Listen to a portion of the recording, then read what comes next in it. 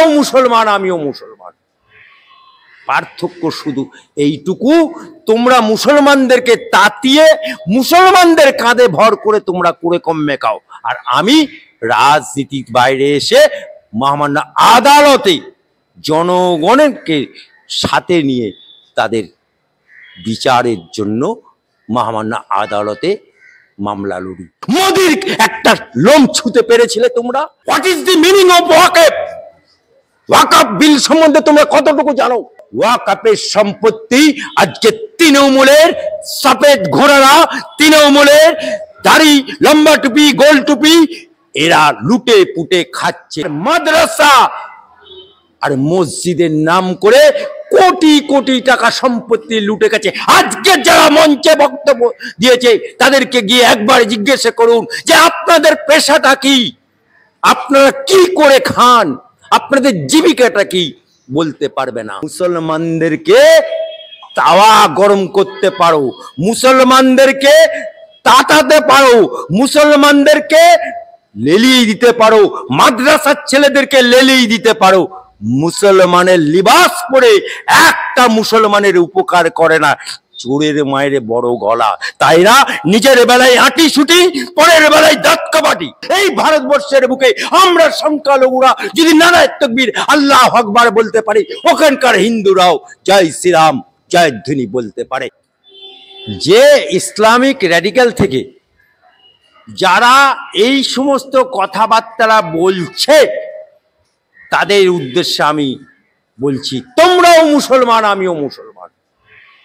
পার্থক্য শুধু এইটুকু, তোমরা মুসলমানদেরকে তাতিয়ে মুসলমানদের কাঁধে ভর করে তোমরা করে কমে খাও, আর আমি রাজনীতির বাইরে এসে মহামান্য আদালতে জনগণকে সাথে নিয়ে তাদের বিচারের জন্য মহামান্য আদালতে মামলা লড়ি। কিন্তু আমি তাদের কাছে প্রশ্ন করছি যে যখন নরেন্দ্র মোদী ৩৭০ ধারা জারি করেছিল কাশ্মীরের বুকে, তখন তোমরা কি কোন গর্তে লুকিয়েছিলে? তখন তোমরা কোথায় ছিলে? কোথায় ছিল তোমাদের বাঘের মতো হুঙ্কার? কোথায় ছিল তোমাদের মর্দাঙ্গী? যখন মুসলমানদের ৩ তালাক বিল পাশ হলো, একটাই পাশ হয়েছে তাৎক্ষণিক তালাক, সেই তালাক বিল পাশ হলো, তাতে আজকে ভারতবর্ষের বুকে, বাংলার বুকে তালাকের সংখ্যাটা কমে গেল, আর মহিলারা আজকে দুহাত তুলে মোদির জন্য দোয়া করছে। কারণ মুসলমানরা তার বাড়িতে মহিলাদের আগে নিরাপত্তা ছিল না, বউ হয়ে এসে কখন স্বামী তালাক দিয়ে দেবে আর ছেলেকে নিয়ে বাপের বাড়ি চলে যেতে হবে, তার থেকে আজকে সে নিরাপত্তাহীনতা তার মন থেকে দূর হয়েছে। সে আজকে বুক ফুলিয়ে বলে এটা আমার শ্বশুর বাড়ি। এই নিরাপত্তাটা মোদী সরকার দিয়েছে। তখন তোমরা কোথায় ছিলে? রাস্তায় নেমেছিলে, তোমরা বিরোধিতা করেছিলে, রাস্তা অবরোধ করে দিয়েছিলে যে এটা শরীয়তের বিরুদ্ধে হচ্ছে। কিন্তু ৩ তালাক বিলের ইনস্ট্যান্ট তালাক বিল হয়ে পার করে নিয়েছিল। মোদীর একটা লোম ছুঁতে পেরেছিলে তোমরা? আজকে what is the meaning of Waqf? Waqf bill সম্বন্ধে তোমরা কতটুকু জানো? কেন মানুষকে ভুল বোঝাচ্ছ? কেন মুসলমানদেরকে তোমরা বাজাচ্ছ? কেন মুসলমানদেরকে তাওয়া গরম করে রুটি সেকছ? What is the meaning of Waqf? Waqf হচ্ছে ভারতবর্ষ যখন ধর্মের ভিত্তিতে ভাগ হলো, হিন্দুস্তান হলো হিন্দুদের, মুসলমানদের জন্য রইল পাকিস্তান, জুন্না ভাগ করে নিয়ে চলে গেল। ঠিক যখন ভারতবর্ষ ভাগ হয়ে গেল, তখন মাওলানা আবুল কালাম আজাদ চিৎকার করে বলল, আমি কংগ্রেস করি, আমি দেশ স্বাধীনের জন্য লড়াই করেছি, আমি পাকিস্তানে যাব না। তখন নেহরু পরিবার চিৎকার করে ভারতবর্ষের বুকে জানালো যে যে সমস্ত মুসলমানরা চলে গেছে, যারা রয়ে গেছে, তাদের ধর্ম, তাদের সংস্কৃতি, তাদের কালচার, তাদের জীবন জীবিকা সব দায়িত্ব ভারত সরকারের। আর ওদিকে জিন্না ঘোষণা করলো যে ওখানে সংখ্যালঘু হিন্দু যারা আছে তাদের জীবন জীবিকা সমস্ত ধর্ম রক্ষা করার দায়িত্ব ওই সরকারের। আর সেদিনকে যখন ভারতবর্ষের বিত্তবান মুসলমানরা চলে গেল, তখন তাদের সম্পত্তি, লক্ষ লক্ষ টাকার সম্পত্তি, কোটি কোটি টাকার সম্পত্তি ফি সাবিলিল্লাহ ওয়াকআফ করে গেল। কিসের জন্য? যে ভারতবর্ষে যে 15% মুসলমান রয়ে গেল, তার মধ্যে গরিব বেশি, বড় লোকরাই চলে গেছিল, গরিব বেশি এক দেশে রয়ে গেল। কিন্তু তাদের জন্য এতিম, যে অসহায়, নিপীড়িত, নির্যাতিত, অত্যাচারিত, অবহেলিত যারা আছে, তাদের দেখভালের জন্য ওই ওয়াকফের সম্পত্তি। একজন বিধবা মা, তার ভরণ পোষণের জন্য এই ওয়াকফের সম্পত্তি। একটা এতিম বাচ্চা, যার মা নেই, যার বাপ নেই, সেই এতিম বাচ্চাটার দেখভাল করার জন্য এই ওয়াকফের সম্পত্তি। আর এই ওয়াকফের সম্পত্তি আজকে আমরা দেখতে পাচ্ছি কি, শুধু কলকাতার বুকে, পশ্চিম বাংলা ছেড়ে দিন, ভারতবর্ষ ছেড়ে দিন, শুধু পশ্চিম বাংলার বুকে রাজা বাজার, পাঁচ Circus, Kolutola, Garden Reach, Picnic Garden, সমস্ত জায়গাতে ওয়াকফের সম্পত্তি আজকে তৃণমূলের সফেদ ঘোড়ারা, তৃণমূলের দাড়ি, লম্বা টুপি, গোল টুপি, এরা লুটে পুটে খাচ্ছে তৃণমূলকে সামনে রেখে। আর মাদ্রাসা আর মসজিদের নাম করে কোটি কোটি টাকা সম্পত্তি লুটে গেছে। আজকে যারা মঞ্চে বক্তব্য দিয়েছে, তাদেরকে গিয়ে একবার জিজ্ঞেস করুন যে আপনাদের পেশাটা কি, আপনারা কি করে খান, আপনাদের জীবিকাটা কি? বলতে পারবে না, বলতে পারবে না। কেউ বলবে মাওলানা, কেউ বলবে রাজনীতি, কেউ বলবে আমি ওয়াকফের মুরব্বী, এই বলেই চালাবে। কারণ আজকে আঁতে ঘা পড়ে গেছে। কারণ এই ওয়াকফের সম্পত্তি যে উদ্দেশ্যে তারা দান করে গেছে, সেই উদ্দেশ্যটাকে ডাইভার্ট করে আজকে কোটি কোটি টাকা সম্পত্তি লুটে পুটে খাচ্ছে। তৃণমূলের নাম করে কতিপয় মুসলমান ওয়াকফ বোর্ডের নাম করে, মসজিদের নাম করে, মাদ্রাসার নাম করে লুটে পুটে খাচ্ছে। সেটা মোদিজি ধরে ফেলেছে।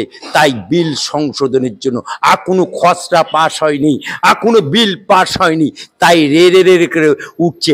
আজকে মোদিকে বলছে বেরুতে দেব না। আরে তোমরা কি করবে? চোরের মায়ের বড় গালা, তাই না? ওদের মধ্যে একটা আছে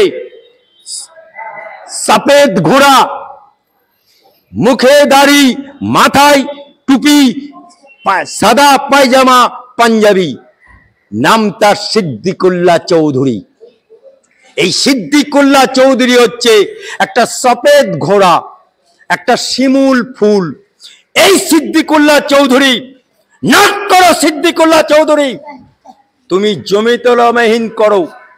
আর জমিয়ত উলামা হিন্দের প্রেসিডেন্টকে তুমি, আর সেক্রেটারিকে তোমার জামাই। আর এই জমিয়ত উলামা হিন্দের নাম করে বামপন্থের আমলে তুমি কত বাস পুড়িয়েছিলে, কত ট্রাম পুড়িয়েছিলে, মুসলমানদেরকে লেলিয়ে দিয়ে, মাদ্রাসার ছেলেদেরকে লেলিয়ে দিয়ে কত কেস হয়েছিল। তারপরে তুমি দল তৈরি করলে পিডিসিআই, সেই দল তৈরি করে তুমি পঞ্চায়েত ভোট থেকে আরম্ভ করে মমতা ব্যানার্জির বিরুদ্ধে থেকে শুরু করে তুমি বিরুদ্ধচারণ করলে, প্রার্থী দাঁড় করালে। আজকে তুমি দল তৈরি করলে, মুসলমানরা রে রে করে সিদ্দিকুল্লাহ চৌধুরীর দল, মাওলানা সিদ্দিকুল্লাহ চৌধুরীর পিডিসিআই দল, মুসলমানরা ঝাঁপিয়ে পড়লো। কিন্তু আমরা কি দেখতে পেলাম? তৃণমূল ক্ষমতায়ন হওয়ার পরে সিদ্দিকুল্লাহ চৌধুরী দল ফল সব বাঁয়ে ফেলে রেখে অমনি মাথা নত করে মমতা ব্যানার্জির কাছে, মমতা বুবুর কাছে, মমতা খালার কাছে সারেন্ডার করে ফেললো। আর মমতা ব্যানার্জিও দেখলো এই তো একটা সফেদ ঘোড়া পেয়েছি, মুসলমান লিবাস পরা। প্রথমে দাঁড় করালো মঙ্গলহাটে, সেখানে জিতে গেল। জিতার পরে অনুব্রত মণ্ডলের সাথে খটামটি লেগে গেল। তারপরের নির্বাচনে মন্তেশ্বরে দাঁড়ালো। মন্তেশ্বরে দাঁড়িয়ে এখন হয়েছে গ্রন্থাগার মন্ত্রী। একটা মুসলমানের উপকার করেছে আজ পর্যন্ত নিজের জামাই ছাড়া। মুসলমানদেরকে তাওয়া গরম করতে পারো, মুসলমানদেরকে তাতাতে পারো, মুসলমানদেরকে লেলিয়ে দিতে পারো, মাদ্রাসার ছেলেদেরকে লেলিয়ে দিতে পারো, মুসলমানের লিবাস পরে একটা মুসলমানের উপকার করে না। চোরের মায়ের বড় গলা, তাই না নিজের বেলায় আঁটি ছুটি, পরের বেলায় দাঁত কাবাটি। স্যার, সিদ্দিকুল্লাহ চৌধুরী তিনি বলেছেন দক্ষিণ কলকাতা ধর্মতলা রাজভবন সব ওয়াকফ সম্পত্তি। রীতিমতো ভাইরাল তার এই ভিডিও, কি বলবো? যদি তাই হয়ে থাকে, সরকার তোমার, মুখ্যমন্ত্রী তোমার, স্বরাষ্ট্রমন্ত্রী তোমার, ওয়াকফ বোর্ড তোমার, সেই দলের মন্ত্রী তুমি, তা মুসলমান লিবাস পরে সম্পত্তিগুলো উদ্ধার করো না। কে বারণ করেছে তোমাকে? উদ্ধার করার ক্ষমতা আছে? হ্যাঁ, নাকি শুধুমাত্র বিজেপিকে গাল দেওয়ার জন্য আছো?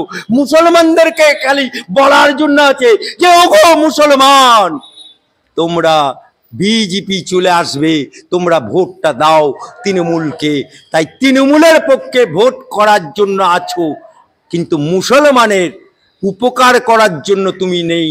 মুসলমানদের বাংলার বুকে বামফ্রন্ট চলে গেছিল, 1.5% চাকরি ছিল, আজকে সেটা 0.15 দাঁড়িয়ে গেছে। আজকে বাংলার বুকে মুসলমানদের চাকরি নেই, মুসলমানদের ব্যবসা নেই, মুসলমানদের ঠিক মতো খাবার জোগাড় নেই। তাই তো আজকে করোনার সময় আমরা দেখেছি কি, আমরা করোনার সময় দেখেছি যে হাজার হাজার মুসলমান বিভিন্ন রাজ্য থেকে আসছে, ধেয়ে আসছে, ট্রেন ধরে আসছে সমস্ত।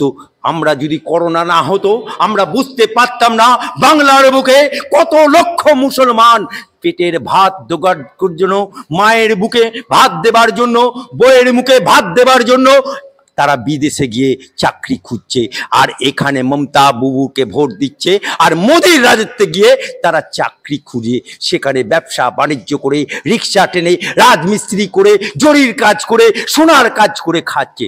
আজকে এত লক্ষ মুসলমান বেকার, আর সিদ্দিকুল্লাহ চৌধুরীদের মতো সফেদ ঘোড়ার মতো এরা লাল আলো গাড়ি চড়ে বেড়াচ্ছে মুসলমানদেরকে। তাওয়া মুসলমানরা হচ্ছে ধর্মভীরু, তাদের পেটে শিক্ষা নেই, তাদের পেটে কোনো চাকরি নেই, তাদের ব্যবসা নেই, কিন্তু ধর্মটাকে তারা আঁকড়ে থাকে।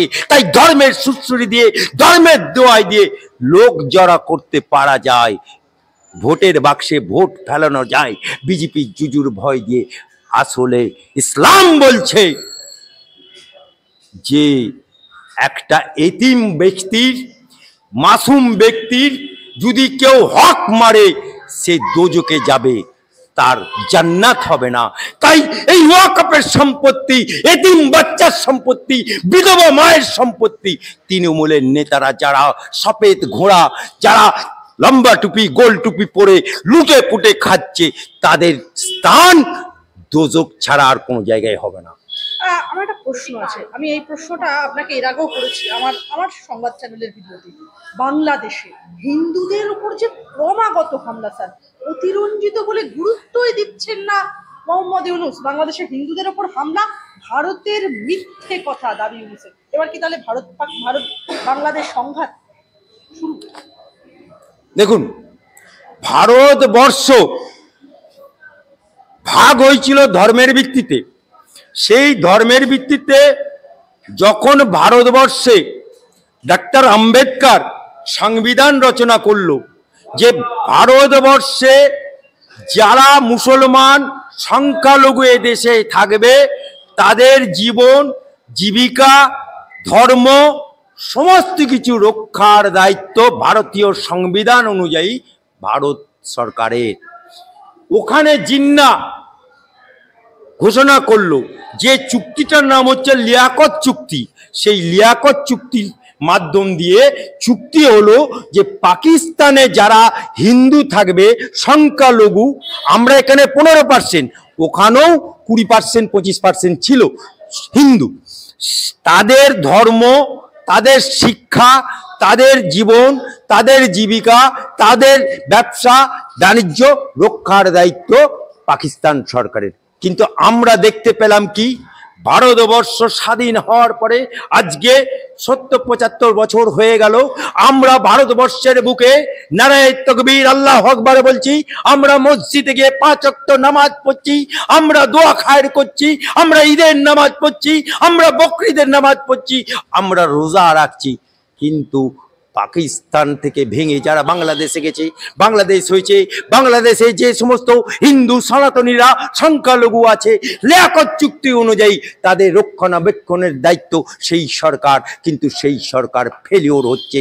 তাই আজকে ইউনূস সরকার যে অরাজকতা সৃষ্টি হয়েছে, যে নিয়ম লঙ্ঘন হচ্ছে, সেই নিয়ম লঙ্ঘন যদি বারবার করতে থাকে তাহলে আমার ভারতবর্ষ, আমার ভারত মাতা চুপ করে বসে থাকবে না। কারণ লিয়াকত চুক্তি বলছে দুই দেশের সংখ্যালঘুদের নিরাপত্তার দায়িত্ব প্রত্যেকের নিজ নিজ সরকারের। তাই আমার সরকার এই ভারতবর্ষের বুকে আমরা সংখ্যালঘুরা যদি নারায়ে তাকবীর আল্লাহু আকবার বলতে পারি, ওখানকার হিন্দুরাও জয় শ্রীরাম জয়ধ্বনি বলতে পারে। ইसी का नाम है সেকুলারিজম। স্যার, একটা প্রশ্ন থাকছে, বাংলাদেশে হিন্দুদের ভবিষ্যৎ কি? ইস্কনে কি পতন? দেখুন, বাংলাদেশের ভবিষ্যৎ যদি ইউনূস সরকার লিয়াকত চুক্তি অনুযায়ী ওখানকার সংখ্যালঘুদের নিরাপত্তা দিতে না পারে, তাহলে ভারতবর্ষ ওই বাংলাদেশের ইউনূস সরকারের কি করে পতন হয় আর হাসিনাকে পুনরায় কিভাবে প্রতিষ্ঠিত করা যায় তার জন্য সচেষ্ট হবে। আমার শেষ 3টে প্রশ্ন আপনার কাছে। ভারতবর্ষে একদম দেখা যাচ্ছে বিনা যুদ্ধে ভারত দখল, টাকা দিলেই নাম তুলে দেওয়া হচ্ছে ভোটার তালিকায়। আরে এটা তো মমতা ব্যানার্জির কালচার। মমতা ব্যানার্জি এক পো দুধে ৭ পো পানি মেরেও থাকতে পারে না। আজকে মমতা ব্যানার্জি বাংলার বুকে, আপনি 2021-এর আঁকড়া দেখুন, 5 to 7% হিন্দু ভোট পেয়েছে, বাকি 95% মুসলমান ভোট পেয়েছে। এই কারণে পেয়েছে, তাদেরকে বলা হয়েছে এই তোয়া সিদ্দিকী থেকে আরম্ভ করে, এই সিদ্দিকুল্লাহ থেকে শুরু করে বড় মসজিদের ইমাম, নাকোদা মসজিদের ইমাম, টিপু সুলতানের মসজিদের ইমামরা চিৎকার করে মুসলমান পাড়ায় পাড়ায় জলসা করতে গিয়ে, ধর্মীয় জলসা করতে গিয়ে কি বলেছিল? বাবারা, মায়েরা, আম্মা জানেরা, বুবু জানেরা, আপনারা ভোট মমতা বেগমকে, মমতা ব্যানার্জিকে যদি না দেন, তাহলে বিজেপি যদি বাংলার বুকে ক্ষমতায় চলে আসে, তোমাদেরকে বাংলাদেশ পাঠিয়ে দেবে, তোমার মসজিদ থেকে ছাড়া করে দেবে, তোমাকে কোরআন পড়তে দেবে না, তোমার মসজিদে আজান দিতে দেবে না। মুসলমানরা ধর্মভীরু, মুসলমানরা সব ছাড়তে পারে, ধর্মকে আঁকড়ে থাকতে ভালোবাসে। সেই মুসলমানরা বিজেপির ভয়ে 95% মমতা ব্যানার্জিকে ভোট দিয়ে দিল। আজকে মমতা ব্যানার্জিকে ভোট দেওয়ার পরে দেখা যাচ্ছে এই মমতা ব্যানার্জির আমলে মুসলমানদের চাকরি নেই, বাকরি নেই, ব্যবসা নেই, বাণিজ্য নেই। কি করেছে? মুসলমানদেরকে লেটেল বাহিনী বানিয়েছে। কি করেছে? মুসলমানদেরকে বোমারু বানিয়েছে। কি করেছে? মুসলমানদেরকে বুদ্ধ দখল করা শিখিয়েছে। আর কতিপয় মুসলমান তারা ফুলে ফেপে বড় লোক হয়েছে, ওয়াকফের সম্পত্তি মেরে বড় লোক হয়েছে, তোমার সম্পত্তি মেরে পড়েছে। আজকে আপনাকে একটা উদাহরণ দিচ্ছি, এরা তো সব সময় বলছে বিজেপি চলে আসবে, বিজেপি চলে আসবে, জুজুর ভয় দেখাচ্ছি, জুজুর ভয় দেখাচ্ছে। নট করো সিদ্দিকুল্লাহ চৌধুরী থেকে তৃণমূলের 5 মুসলমানরা, তোমরাও মুসলমান, আমিও মুসলমান। নরেন্দ্র মোদী কি বলেছে? সবকা সাথ, সবকা বিকাশ, সবকা বিশ্বাস। আজকে মোদিজির যে প্রধানমন্ত্রী আবাস যোজনা, একটা প্রমাণ দেখাতে পারবে কোন মাইকেলের ক্ষমতা আছে, কোন মুসলমানের ক্ষমতা আছে যে প্রধানমন্ত্রী আবাস যোজনা শুধুমাত্র হিন্দুরা পেয়েছে, মুসলমানরা পায়নি? একটা উদাহরণ দেখাতে পারবে? নো। প্রধানমন্ত্রী সড়ক যোজনা, গ্রামীণ সড়ক যোজনা, রাস্তা হিন্দু পাড়ায় হয়েছে, মুসলমান পাড়ায় হয়নি, একটা দেখাতে পারবে? আপনি উজালা গ্যাস মুসলমানদের হয়ে হিন্দুদের হয়েছে, মুসলমানদের হয়নি, একটা দেখাতে পারবে? করোনার সময় যে টিকাটা দেওয়া হয়েছিল শুধুমাত্র বেছে বেছে হিন্দুদের দিয়েছে বাঁচানোর জন্য, আর মুসলমানদেরকে মারার জন্য দেয়নি, এরকম খবর আছে? সমস্ত মুসলমান হিন্দু সবাইকে বাংলাবাসীকে করোনার টিকা দেওয়া হয়েছিল, করোনার টিকা দিয়েছিল। তাহলে মোদিজি বলছে যে সমস্ত কিছু মানুষের জন্য, সমস্ত কিছু সমগ্র ভারতবাসীর জন্য, সমস্ত কিছু বাংলাবাসীর জন্য, সেখানে জাত পাত ধর্ম দেখা যাচ্ছে। তাহলে মোদিজির রাস্তায় হাঁটবে, ভোট দেবে বিজেপি সাম্প্রদায়িক। মোদিজির উজালা গ্যাস নেবে, ভোট দেবার সময় বিজেপি সাম্প্রদায়িক। মোদিজির উজালা গ্যাস নেবে, ভোট দেবার সময় বিজেপি সাম্প্রদায়িক। মোদিজির জনধন প্রকল্প অ্যাকাউন্টে টাকা রাখবে, ভোট দেবার সময় বিজেপি সাম্প্রদায়িক। আর ওয়াকফের যখন তৃণমূলের নেতারা করে কমে খাচ্ছে, তাদের নিজেদের আখের বাঁচানোর জন্য, আখের গোছানোর জন্য, আজকে যদি ওয়াকফ বিল পাস হয়ে যায়, তাহলে তৃণমূলের এবং সফেদ মুসলমান লিবাস পরা অনেক মুসলমান কটরা নিয়ে আল্লাহকে নাম পার দে দে দে বাবা বলে বলতে ভিক চাইতে হবে। শেষ দুটো প্রশ্ন আপনার কাছে। সনাতনী নির্যাতন প্রশ্ন উঠছে যে ভারতের এখনই কি হস্তক্ষেপ করা উচিত? অন্যদিকে মোহাম্মদ ইউনূস, তিনি 100 দিন সম্পন্ন হয়েছে তার শাসনকালে, তিনি বলছেন ভারতবর্ষকে তিনি আবেদন করবেন যাতে শেখ হাসিনাকে বাংলাদেশে ফেরত পাঠানো হয়। ভারতবর্ষের কি পদক্ষেপ নেওয়া উচিত? দেখুন, বাংলাদেশে যখন আগুন জ্বলে, বাংলাদেশে যখন আগুন জ্বলে, তখন ভারতবর্ষে মোদি কি তাকে ডেকেছিল? ডাকেনি। হাসিনা বুবুর সাথে মমতা খালার, মমতা আবার একেবারে গলায় গলায় ভাবছিল। মমতা ব্যানার্জির কাছে হাসিনা বুবু না এসে, মমতা খালার কাছে না এসে, সে মোদির কাছে আশ্রয় নিল। কারণ সে জানে যে মমতা বুবুর কাছে আমি আশ্রয় নিলে আমার নিরাপত্তা বিঘ্নিত হবে, তাই সে আশ্রয় নিয়েছিল মোদির কাছে। তাই হাসিনা কখন যাবে, কেমন করে যাবে, ইউনূসের কথায়, ইউনূস তো বাইরে ছিল, বাংলাদেশের বাইরে ছিল, প্যারাশুটে করে এসে নেমে গেল। সে তো রাজনীতির র জানে না, আইন শৃঙ্খলার নিয়ম কানুনই জানে না। সে এখন জামাতে ইসলামের কাঠের পুতুল হয়ে গেছে। তাই কাঠের পুতুল কি বলল তাতে ভারতের মতো দেশের কোনো যায় আসে না। হাসিনাকে কখন পাঠাবে আর কখন বাংলাদেশে প্রডিউস করবে, এটা ঠিক করবে ভারতবর্ষের প্রধানমন্ত্রী এবং হাসিনা বসে ঠিক করবে কখন হাসিনাকে বাংলাদেশে পাঠাবে, ইউনূসের কথায় পাঠাবে না। শেষ প্রশ্ন আপনার কাছে। সবসময় আমরা দেখি কখনো সমাজের বিভিন্ন শ্রেণী সংগ্রাম বলুন বা শ্রেণীর দ্বন্দ্ব বামেদেরকে এগিয়ে আসতে, বাংলাদেশে হিন্দু নিপীড়ন, বামেরা চুপ। বাম, বাম পার্টিটা হচ্ছে একটা ধান্দাবাজ পার্টি, বাম পার্টিটা হচ্ছে একটা চিটিংবাজ পার্টি, বাম পার্টিটা হচ্ছে একটা বোরকা পেলে লুটে খাওয়ার পার্টি। আপনি বলুন, এই বামপন্থীরা